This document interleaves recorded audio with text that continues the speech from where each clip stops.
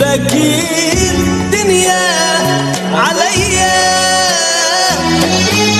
وشوف ساعتها شسوي من تصير انت الضحية. اليوم اذا مجروحة